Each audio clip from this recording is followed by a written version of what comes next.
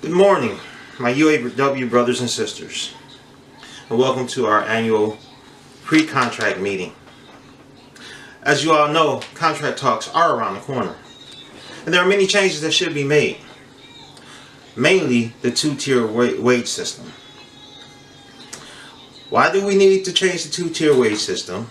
We need to bring our employees up to par with Ford and General Motors as far as pay is concerned.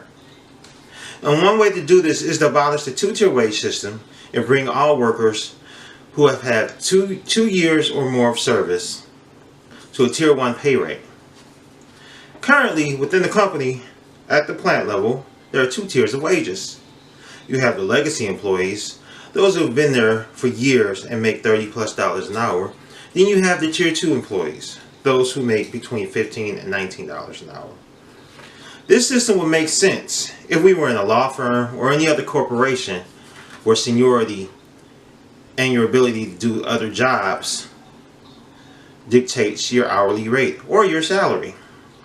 But let's face it, we're in the factory and you have one person doing the same job as the other person, and the other person is making more than the one person, if that makes sense.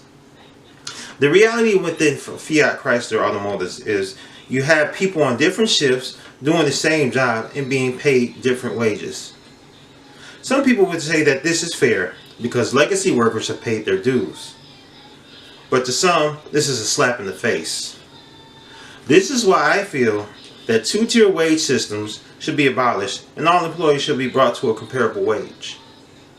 Don't you want your employees making a living wage? In fact, CEO of Fiat Chrysler Automotives, Sergio Marchionne, does. He has said to the Detroit News at the Detroit Auto Show that there can't be two classes of people who do the same work. It's impossible and it's almost offensive. And I agree with him. Within many plants, you have employees who make less than their counterparts, and sometimes their counterparts don't do as much as they do. And in some cases, there are workers who are assigned duties are more dangerous than others, but they still make the same rate or less than another worker. By bringing lower workers to a tier 1 status or very close to it, you would eliminate this. If you also bring workers to a tier 1 wage system, you will also be providing employees with a living wage comparable to our competition. Just this week alone, Ford Motor Company announced that they are eliminating their two-tier wage system and giving lower paid workers a $9 an hour raise to bring them closer to Ford employees who are making an average of $29 an hour. These sentiments have been echoed by UAW President Dennis Williams. Williams has said that the lower level of tier 2 compensation structure, where newly hired employees earn roughly $20 an hour compared to the $27 an hour for veteran workers at Chrysler, does not provide a working class wage. Some employees feel that within the plant system, the two-tier wage system, creates division amongst employees. And this is true in some cases. This goes back to the employees doing the same job, but in some instances making significantly less than their counterpart under the current contract cap.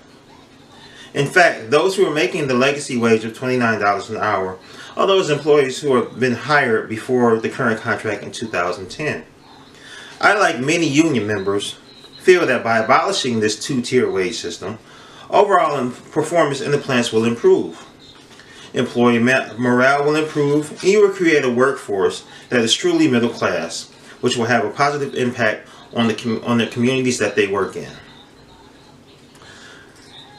So as we leave to negotiate the contract between us and Fiat Chrysler, let us remember the benefits that are created when we abolish a two-tier wage system, and make it so that our union brothers and sisters are making a decent living wage.